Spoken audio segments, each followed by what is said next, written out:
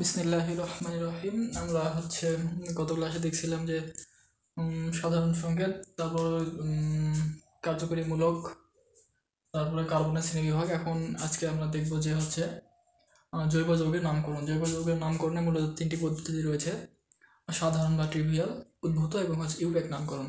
তার মধ্যে সাধারণ বা উদ্ভূত খুব একটা পরীক্ষায় আসতে দেখা যায় না, আমাদের ভালোভাবে জানতে হবে ইউপ্যাক নামকরণ পদ্ধতি। তো আমরা চলে যাচ্ছি জৈব যৌগের নামকরণে।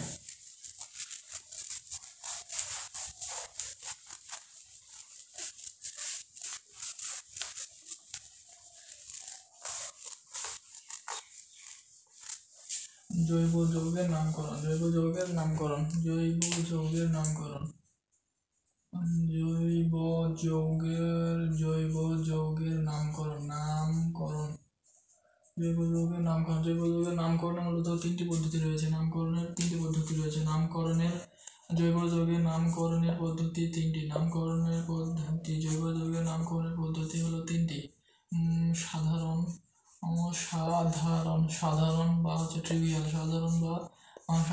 বা ট্রিভিয়াল, সাধারণ বা ট্রিভিয়াল পদ্ধতি। সাধারণ বা ট্রিভিয়াল পদ্ধতি হলো উদ্ভূত পদ্ধতি। আর 3 নম্বর হচ্ছে ইউপ্যাক পদ্ধতি।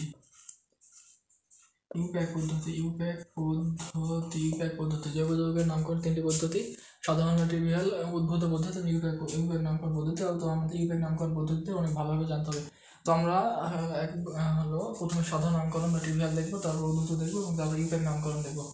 এখন হচ্ছে সাধারণ নামকরণ। সাধারণ নামকরণ।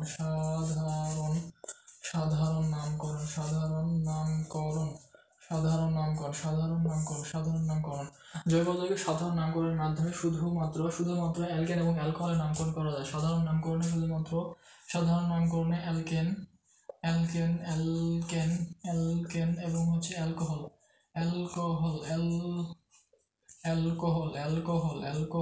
জৈব যৌগের সাধারণ নামকরণে শুধুমাত্র অ্যালকেন এবং অ্যালকোহলের নামকরণ করা যায়, বাকি যৌগগুলোর নামকরণ করা যায় না সাধারণ পদ্ধতিতে শুধুমাত্র অ্যালকেন এবং অ্যালকোহলের নামকরণ করা হয়। সাধারণ পদ্ধতিতে নামকরণ করা হয় হচ্ছে ডিগ্রির ভিত্তিতে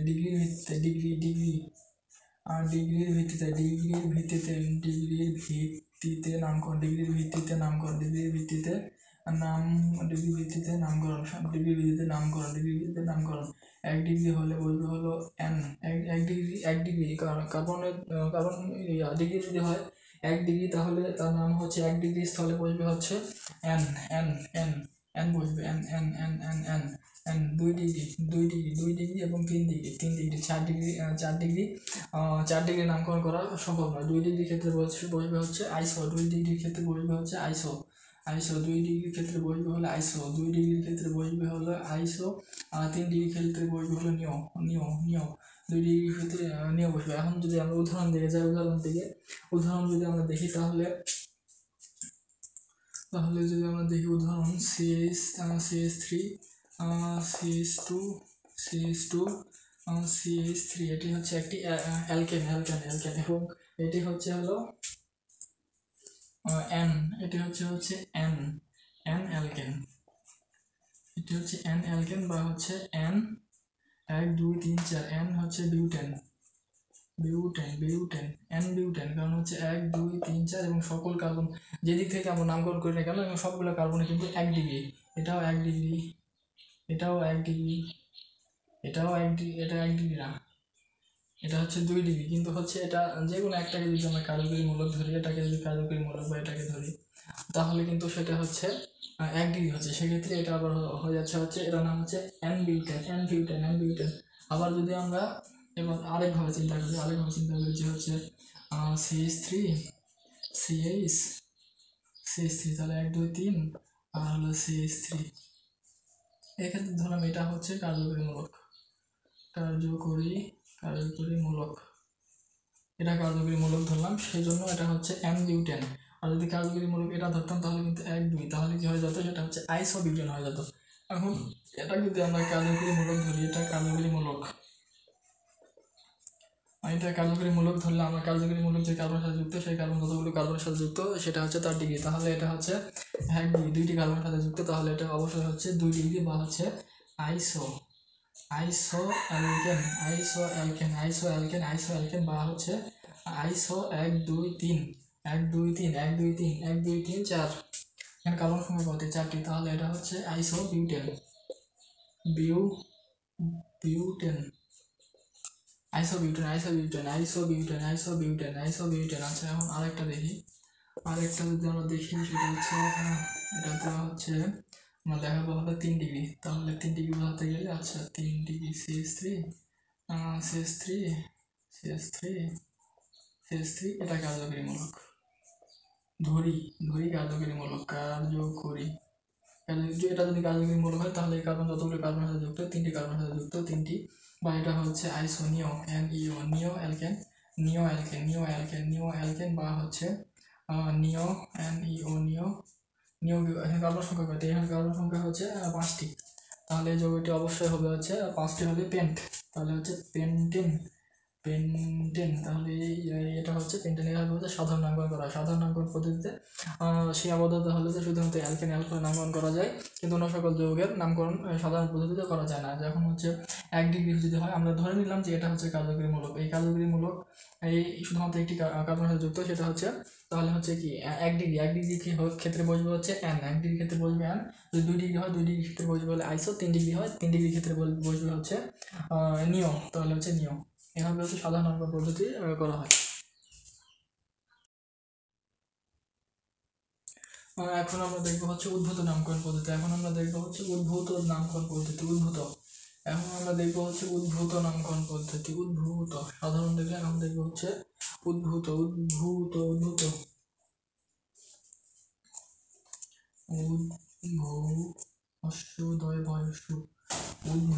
উদ্ভূত নামকরণ। এখন আমরা দেখবো হচ্ছে উদ্ভূত নামকরণ। উদ্ভূত নামকরণ ক্ষেত্রে শুধুমাত্র অ্যালকোহল ইথার অ্যালকোহল এবং হচ্ছে ইথার শুধুমাত্র এই 3টি যৌগের হচ্ছে নামকরণ করা যায়। এই 3 শ্রেণীর জৈব যৌগের নামকরণ উদ্ভূত পদ্ধতিতে নামকরণ করা যায়। তো অন্য বাকি সকল নামকরণ কিন্তু উদ্ভূত পদ্ধতিতে করা যায় না। এখন আমরা দেখবো হচ্ছে অ্যালকেনের নামকরণ। অ্যালকেনের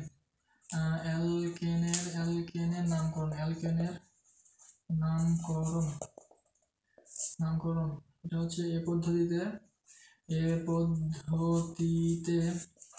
অ্যালকেনকে মিথেনের জাতক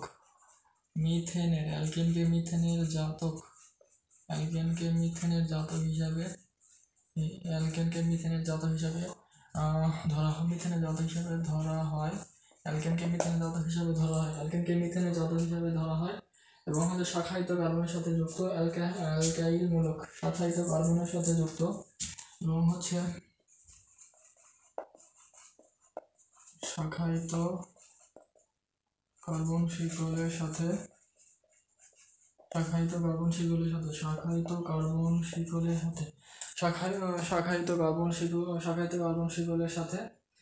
অ্যালকাইল মূলকের নাম লিখি। শাখায়িত কার্বনের সাথে অ্যালকাইল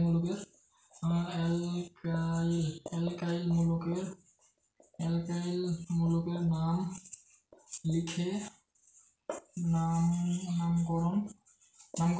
নামকরণ করা হয়। এবং উদাহরণ হিসেবে আমরা লিখতে পারি যে হচ্ছে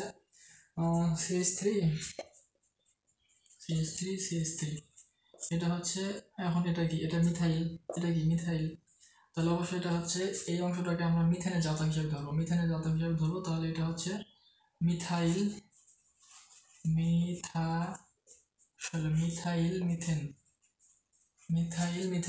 মিথেনের নাম হচ্ছে মিথাইল মিথেন। এখন আরেকটা যদি আমরা দেখি যে হচ্ছে CH2 তাহলে এটা কি? এখানে কিন্তু মিথাইল মূলক 2টা, এই পাশে একটা এখানে একটা, তাহলে হচ্ছে মিথাইল। তাহলে এটা কি দেখি? এটা হচ্ছে ডাইমিথাইল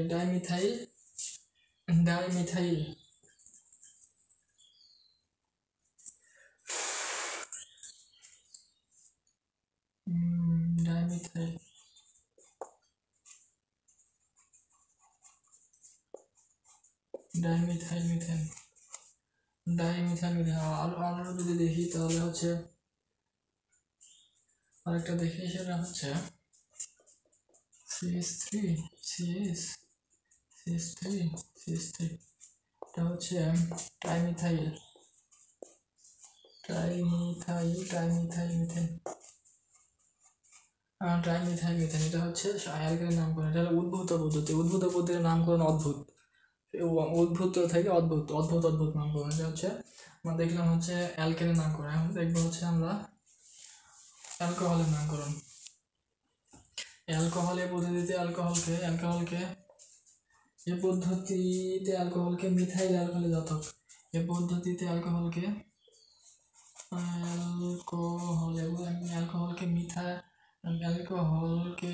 মিথাইল অ্যালকোহলে জাতক।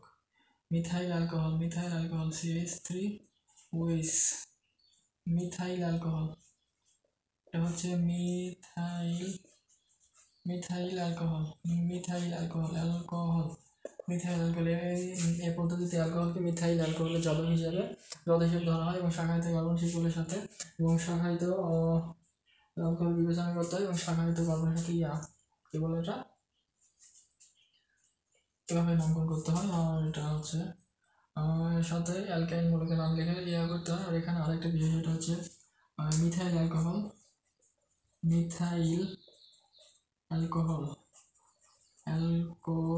অ্যালকোহলকে বলা হয় হচ্ছে কার্বিনল। এখন হচ্ছে আমরা দেখি যে হচ্ছে মিথাইল অ্যালকোহল। এটা হচ্ছে দেখবো আমরা CH3 CH2 OH। তাহলে এই অংশটা কিন্তু হচ্ছে মিথাইল ডাইরেক্ট দেখায় CH3 OH। এটা অথবা হচ্ছে বন্ড CH2 OH। এটা এই অংশটা হচ্ছে যে কার্বিনল। তো এই যে এই অংশটা হচ্ছে কার্বিনল, এই অংশটা হচ্ছে মিথাইল। তাহলে এটার নাম হচ্ছে মিথাইল কার্বিনল।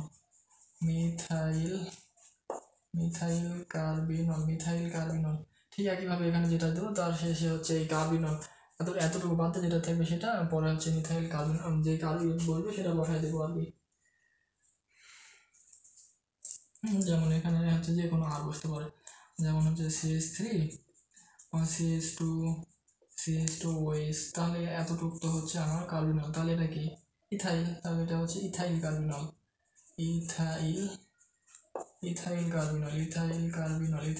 এটা হচ্ছে মূলত অ্যালকোহলের নামকরণ। আর ইথারের নামকরণটা একটু দেখি।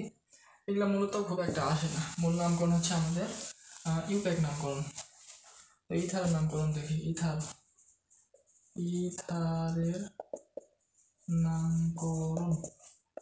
নামকরণটা খুব অদ্ভুত এক ধরনের নামকরণ।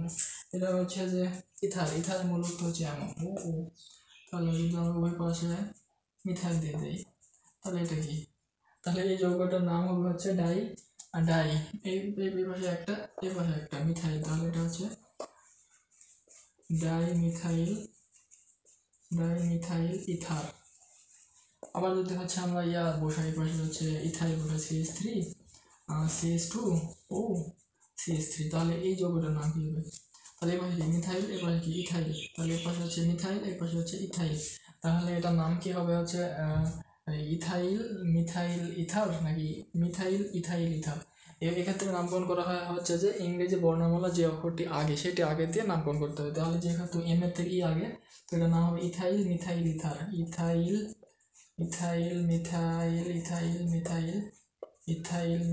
ইথার এইভাবে নামকরণ করা হয়। ইথারের তোমার ইথার মূলকের যে পাশে যতগুলো থাকবে সেটা বসাই দেবো ইথার।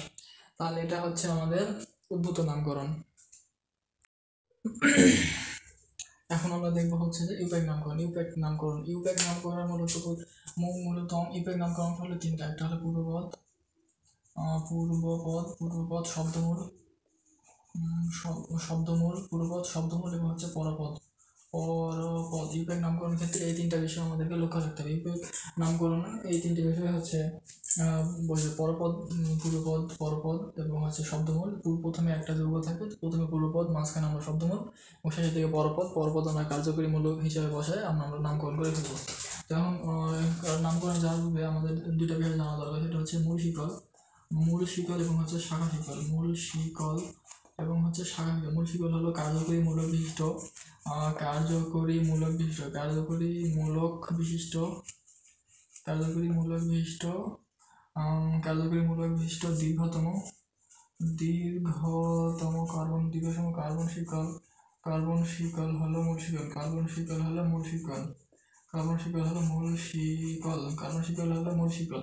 আর একটা হচ্ছে শাখা শিকল, শাখা শিকল, শাখা শিকল হচ্ছে মূল শিকল ব্যতীত শিকল, মূল মূল মূল শিকল ব্যতীত মূল শিকল ব্যতীত শিকল সমূহ, শিকল সমূহ, মূল শিকল ব্যতীত শিকল সমূহ হচ্ছে শাখা শিকল, এবং কার্যকরী মূলক বিশিষ্ট দীর্ঘতম কার্বন শিকল হচ্ছে শাখা শিকল। আচ্ছা, এখন আমরা দেখি হচ্ছে বিভাগ নামকরণ। তো আমরা করবো কি হয়, বিভাগ নামকরণ করতে গেলে তো তিনটা অংশ হয়, পূর্বপদ থাকতে হবে, শব্দমূল এবং হচ্ছে পরপদ। তো নামকরণের ক্ষেত্রে আমাদেরকে 5টা স্টেপ অনুসরণ করতে হবে, 5টা স্টেপ অনুসরণ করে আমরা যে কোনো যৌগের নামকরণ করতে পারবো।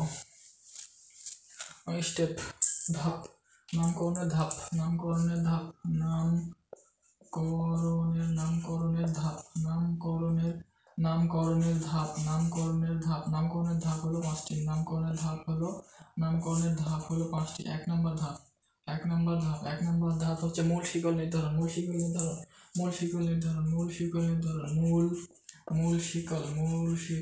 শিকল নির্ধারণ, মূল শিকল নির্ধারণ। 1 নম্বর ধাপ হলো আমাদের মূল শিকল নির্ধারণ করতে হবে। 2 নম্বর কাজ হলো কার্বন পরমাণু নাম্বারিং করতে হবে, কার্বন পরমাণু নাম্বারিং, কার্বন পরমাণু নাম্বারিং করতে হবে। 3 আমাদের কি করতে হবে, 3 আমাদেরকে নির্ণয় করতে হবে যে শাখা শিকলের নামকরণ, শাখা শিকল নির্ধারণ করতে হবে, শাখা শিকল নির্ধারণ করতে হবে, শাখা শিকল নির্ধারণ করতে হবে। শাখা শিকল নির্ধারণ করে শাখা শিকল নির্ধারণ করে শাখা শিকল নির্ধারণ করে তার নাম কি হচ্ছে, তার নাম নির্ধারণ করে ফেলতে হবে। 4 নম্বরে আমাদের কি করতে হবে, 4 নম্বরে হচ্ছে কার্বন শব্দমূল নির্ণয় করতে হবে, শব্দমূল। কার্বন এই মূল শিকল নির্ধারণে কার্বন সংখ্যা নাম্বারিং করে কার্বন পরমাণুর যে কার্বন সংখ্যা থাকবে, যতগুলো কার্বন সংখ্যা থাকবে সেই কার্বন সংখ্যা অনুযায়ী শব্দমূল নির্ণয় করতে হবে, শব্দমূল নির্ণয়। যেমন কার্বন পরমাণু যদি 5টা থাকে, তাহলে আমাদেরকে শব্দমূল হিসাবে পেন্ট নির্ণয় করতে হবে। যেমন কার্বন সংখ্যা যদি আবার থাকে যে 10, তাহলে কি ডেক কথাটি আসবে। আবার যদি থাকে 8, তাহলে অক্ট শব্দমূলটা আসবে, এই হবে। আর হচ্ছে 5 নম্বর সর্বশেষে আমাদেরকে নির্ধারণ করতে হবে কি যে যৌগটির মধ্যে কার্যকরী মূলকটা কি আছে, অ্যালকোহল নাকি ইথার নাকি অ্যালডিহাইড নাকি টন, সেই কার্যকরী মূলকটা নির্ণয় করতে হবে। কি কার্যকরী মূলক বিদ্যমান, কার্যকরী মূলক নির্ণয় করতে হবে। তাহলে এই 5টি প্রথমে আমরা একটা উদাহরণ লিখি। উদাহরণ CH3, CH2, CH3। আচ্ছা, 1 2 3 4, 1 2 3 4, আচ্ছা হচ্ছে CH3। আচ্ছা, এখানে একটা CH3, একটা C। আচ্ছা, এখান থেকে আমরা হচ্ছে একটা বের করি। তাহলে 1 2 3 4, 1 2 3 4, তাহলে 1 2 3 লিখতে হচ্ছে CH2, আবার এই থেকে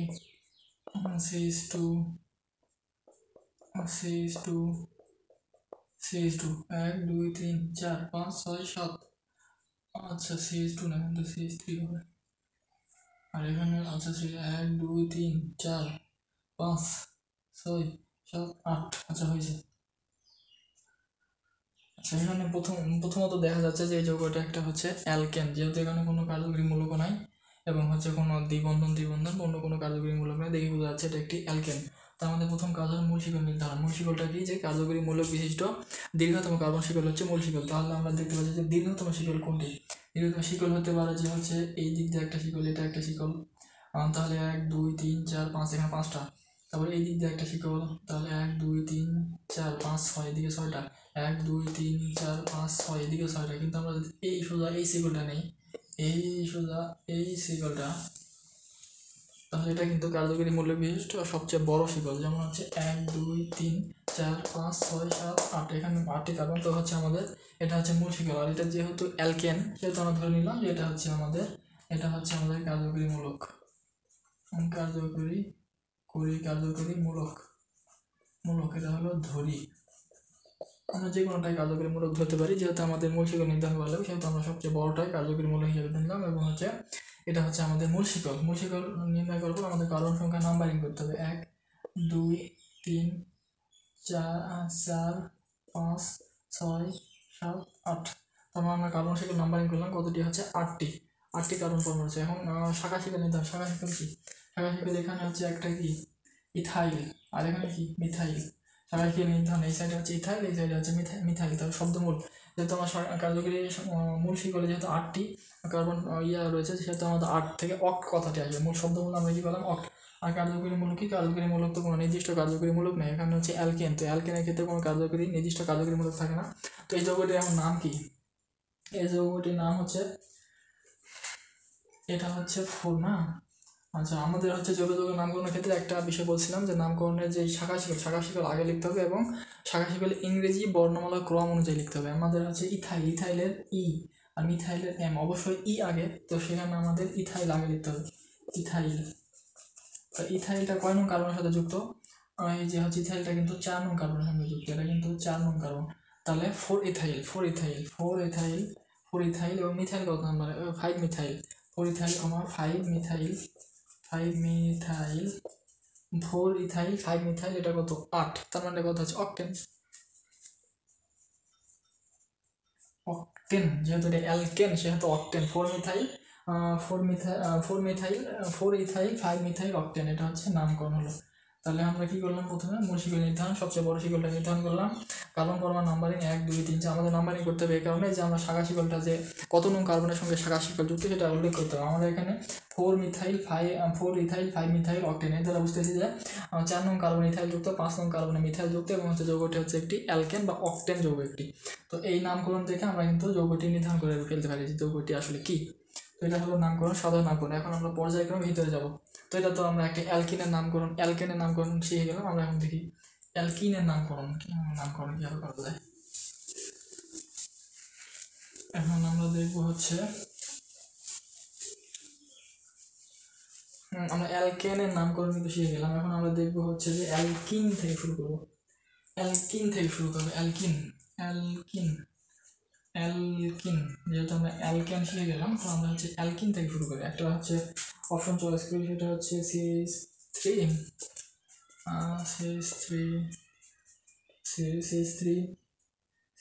CH2 CH double bond CH3 1 2 3 4 double bond CH এবং হচ্ছে CH3। তাহলে প্রথম কাজ কি? আমাদের কার্বন শিকল তো একটাই দেখতে পাচ্ছি, তাহলে এটা হচ্ছে আমরা তারপরে কি করব? তারপরে হচ্ছে আমরা নাম্বারিং করে ফেললাম, যে দিক থেকে আমাদের কার্বন কি বলে কার্বনের মূলকটি কাজ হবে সেদিক থেকে আমরা নাম্বারিং করবো 1 2 3। এদিক থেকে 2 নং কার্বনে আমাদের কার্বনের মূলকটা থাকছে, সেহেতু আমরা এদিক থেকে নাম্বারিং করলাম, এদিক থেকে করলাম না 4 5। তাহলে এখানে হচ্ছে আমরা 1 2 3 4 5, তাহলে আমরা কিন্তু নাম্বারিং করে ফেললাম। শাখা শিকল নির্ধারণ করতে হবে, কিন্তু শাখা শিকল তো নাই।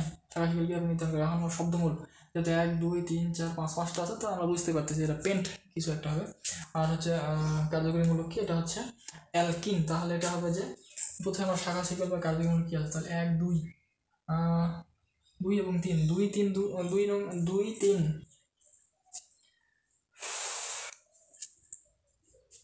2 3। আচ্ছা, এখানে এই কার্যকরী মূলক কিন্তু এই কার্যকরী মূলক 2 নং কার্বনের সঙ্গে যুক্ত, সেহেতু আমরা লিখবো হচ্ছে পেন্ট। এটা হচ্ছে মূলত পেন্টিন। যেহেতু এটা আমরা হচ্ছে দ্বিবন্ধ থাকে হচ্ছে অ্যালকিন, সেহেতু পেন্টিন 2, অথবা এটাকে বলা হয় pent 2 ene pent two ene. তো এটা হচ্ছে আমাদের হচ্ছে অ্যালকিনের নামকরণ হবে, যত সকল অ্যালকিনের নামকরণ করতে হবে। তো আমরা এখন দেখবো হচ্ছে যে অ্যালকিনের নামকরণ দেখলাম, এখন হচ্ছে আমরা অ্যালকাইন দেখবো।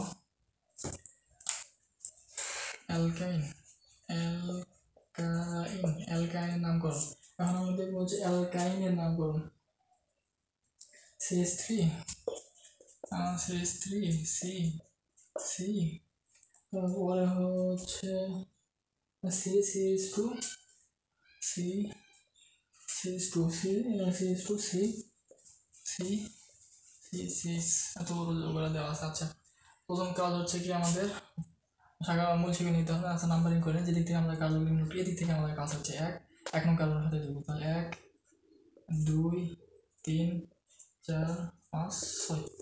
তো আমরা কিন্তু নাম্বারিং করে ফেললাম। তো আমাদের শাখা শিকল নির্ধারণ করতে হবে, কিন্তু শাখা শিকল তো নাই, শাখা শিকল নির্ধারণ করার কোনো প্রয়োজনও নেই। শাখা শিকল লাইনতে নির্ধারণ করবো কীভাবে? এখন হচ্ছে আমাদের শব্দমূল দেখা যাচ্ছে যে এখানে আমাদের কার্যকরী মূলকটা হচ্ছে ত্রিবন্ধন, তাহলে এটা অ্যালকাইন থেকে আসবে। তো আমাদের এই কার্যকরী মূলক কিন্তু অ্যালকাইন। তো আমরা এখন নাম্বারিং করি, নাম্বারিং তো করলাম, তাহলে হচ্ছে আমরা ত্রিবন্ধন, এটা হচ্ছে 1 1 1 কমা কত 4 1 কমা 4 1 কমা 4 1 কমা 4 হেক্সাইন 1 কমা 4 1 2 3 4 হচ্ছে 4 1 কমা 4 হেক্সাইন 1 কমা 4 হেক্সাইন বা হেক্স 1 কমা 4 আইন হেক্স কমা 4 1 আইন হেক্সাইন। এটা হচ্ছে অ্যালকাইন নামকরণ। এইভাবে আমরা নামকরণ করে ফেলবো। তো এরপর আমরা দেখব হচ্ছে নামকরণ অনেক বড়। অ্যালকাইন দেখলাম, আচ্ছা এবার হচ্ছে অ্যালকোহল দেখবো। Alcohol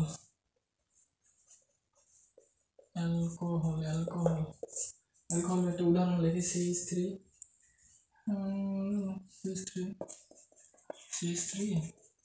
CH2 CH2OH। এটা হচ্ছে মূলত একটা অ্যালকোহল। তো প্রথমেই আমাদের শাখা তো নেই। আচ্ছা, নাম্বারিং করে নিই, যেদিক থেকে আমাদের কার্যকরী মূলক কাছে সেদিক থেকে আমরা নাম্বারিং করবো। এদিক থেকে কাজ হতো 1 2 3 4। এটা খুব সহজ। এটা হচ্ছে ওএইচ মানে কি অ্যালকোহল, তাহলে কি হচ্ছে 1 2 3 4 বিউটানল এটা 1 নং কার্বন, তাহলে এটা 1 বিউটানল 1। যদি এই ওএইচ মূলকটা এখানে না থাকে, যদি হচ্ছে এটা এখানে থাকতো ওএইচ, তাহলে এটা হয়ে যেত হচ্ছে বিউটানল 2। তাহলে এটা কি 1 2 থাকতো, তাহলে এটা বিউটানল 2 হবে আর কি, বিউটানল 2। এটা হচ্ছে অ্যালকোহল। এখন দেখবো হচ্ছে আমরা ইথার একটা উদাহরণ দেখি। উদাহরণ হচ্ছে CH3 CH2 CH3 CH2O CH3। তো আমরা হচ্ছে আর কি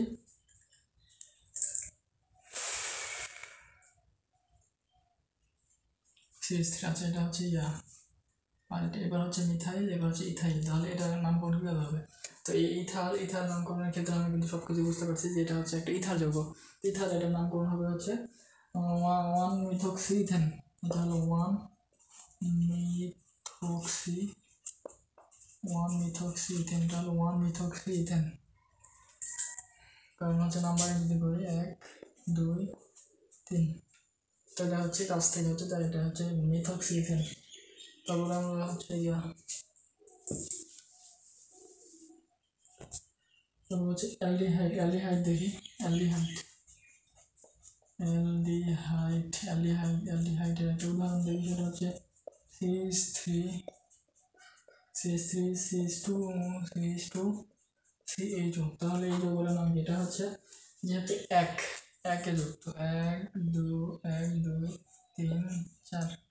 আবার এখানে একটা ব্যাপার আছে, সেটা হলো কার্যকরী মূলকের ভিতর কার্বন আছে কিনা। কার্যকরী মূলকের ভিতর যদি কার্বন থাকে তাহলে সেদিক থেকে নাম্বারিং করতে হবে।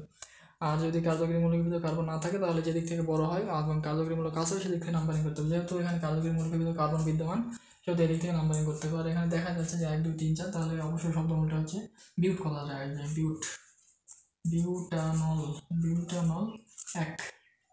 Butanol 1 butanol 1। এটা বাংলাতে লেখা হয় না 1 বিউটানল 1, যেহেতু 1 নম্বরে বিউটানল 1 বা বিউটানল এটা। আর এবার দেখবো হচ্ছে আমরা অ্যালডিহাইড দেখলাম, এবার দেখবো হচ্ছে আমরা কিটোন।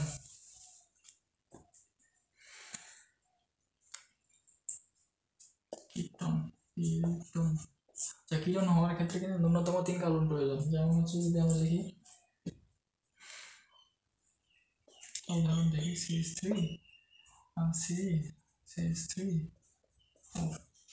তো কিটোনের নাম হচ্ছে প্রোপানন। প্রোপানন, এটা হলো প্রোপানন। কেন প্রোপানন? কারণ হলো তিনটা কারণ, 1 2 3। প্রোপানন যেহেতু হচ্ছে মানে কিটোনের ন্যূনতম সর্বকনিষ্ঠ সদস্য হচ্ছে প্রোপানন, কারণ 3 কার্বন ছাড়া কিন্তু মিথন সম্ভব না। কারণ কীটমূলক উভয় পাশে কিন্তু অ্যালকাইল মূলক হতে হবে কিটোন হতে গেলে। আর অ্যালকাইল মূলক হতে গেলে অবশ্যই সেখানে কার্যকরী মূলক হিসেবে কার্যকরী মূলক বের সেখানে অবশ্যই কার্বন থাকতে হবে। অর্থাৎ যেদিক থেকে নাম্বারিং করি এটা 2 নাম্বার হলে 1 2 3, তাহলে হচ্ছে কি হচ্ছে এটা প্রোপানন। প্রোপানন এটা হচ্ছে 2 নাম্বার কার্বনের যেহেতু কার্যকরী মূলক সেহেতু প্রোপানন 2। প্রোপানন 2। প্রোপানন 2। এবার আমরা দেখবো হচ্ছে জৈব অ্যাসিড। জৈব অ্যাসিড এবার আমরা দেখবো হচ্ছে জৈব অ্যাসিড। জৈব অ্যাসিড জৈব অ্যাসিড এবার আমরা দেখবো হচ্ছে জৈব অ্যাসিড। এবার আমরা দেখবো হচ্ছে জৈব অ্যাসিড। জৈব অ্যাসিডের একটা জৈব অ্যাসিডের একটা উদাহরণ তুলি। CH3 CH CH3 CH CH CH3 CH কত হচ্ছে 1 2 3, তাহলে এখানে দ্বিবন্ধন দিয়ে দিই, তাহলে 1 2 3 4। হ্যাঁ, CH3 CH CH3 CH আর হচ্ছে CH2 COOS। এই জগটির নাম একটু টিপিক্যাল হয়ে গেল, কারণ এখানে একার সঙ্গে দ্বিবন্ধন এবং হচ্ছে জৈব অ্যাসিডের মূলক আছে। তো দেখি আমরা কি করতে পারি। তো এটা হচ্ছে আর এখানে একটা জিনিস আছে, সেটা হচ্ছে কার্যকরী মূলকের অগ্রগণ্যতার কম। এখানে যে দ্বিবন্ধন ও হচ্ছে জৈব অ্যাসিড আছে, সেহেতু এই যৌগটি কি অ্যালকিন হবে নাকি অ্যাসিড হবে। তো কার্যকরী মূলকের অগ্রগণ্যতার ক্রম অনুযায়ী অ্যাসিড হচ্ছে সবার উপরে, সুতরাং এই যৌগটি হচ্ছে একটি জৈব অ্যাসিড হবে। তো এখন দেখি কার্যকরী মূলক নাম্বারিং করে। কার্বন নাম্বারিং করে 1 2 3 4 5। তার মানে আমরা শব্দমূল বুঝতে পারতেছি যে এখানে অবশ্যই পেন্ট পড়াতে আসবে। তাহলে দেখি পেন্ট কি হলো, 1 2 3, 3 নাম্বার কার্বনে কিন্তু দ্বিবন্ধন, তাহলে paint 3 in paint 3 in 1 weak acid 1 weak acid। এই যৌগটি হচ্ছে পেন্ট 3 in 1 weak acid।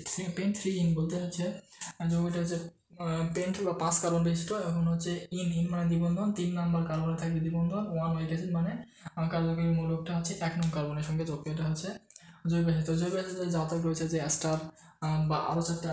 জৈব অ্যাসিডের জাতক হচ্ছে ester, acid halide, acid amide, acid anhydride. তো এগুলোর নামকরণ একটু নামকরণ আজকে নাম রেখে প্রচুর গরম। তো হচ্ছে আমরা এখন মূলত অ্যামিনের নামকরণ করে নামকরণটা শেষ করতে যাচ্ছি। অ্যামিনের নামকরণ অ্যামিন। আচ্ছা, অ্যামিনের একটা উদাহরণ লেগে, সেটা হচ্ছে CH3 CH2 CH3 CH2 CH2 আর এটা হচ্ছে NH2। অ্যামিন মানে তো NH2 অবশ্যই। তাহলে এই যৌগটার নাম কি? আগে নাম্বারিং করে নিই। এটা যেহেতু অ্যামিনোমূলক তাহলে তো অবশ্যই এটা অ্যামিন যৌগ হবে। তাহলে নাম্বারিং করি, যেদিক থেকে কার্যকরী মূলক আছে 1 2 1 2 3। তো আমি এটা বোঝা যাচ্ছে যে 1 অ্যামিনো 1 2 3। তাহলে 1 অ্যামিনো কি আছে, 1 অ্যামিনো প্রোপেন যেহেতু দ্বিবন্ধন কি জন্যই 1 এই একের সঙ্গে যুক্ত, যেহেতু 1 এরকম হবে 1 অ্যামিনো প্রোপেন। এটা হচ্ছে আমাদের ইউপেক নামকরণ। অ্যামিনের নামকরণ হচ্ছে এইভাবে হলো। তো এরপরে আমরা হচ্ছে কার্যকরী মূলকের অগ্রগণ্যতা কম, জৈব যৌগের সংকরায়ন, তারপরে হচ্ছে জৈব যৌগে হচ্ছে অ্যারোমেটিকের ক্ষেত্রে কীভাবে টাই বন্ধন সিগমা বন্ধন নির্ণয় করতে হয় সেটা দেখবো, এবং তারপর সমানতায় যাবো। সমানতা করে আমাদের পার্ট 1 শেষ, তারপর পার্ট 2 শুরু হবে।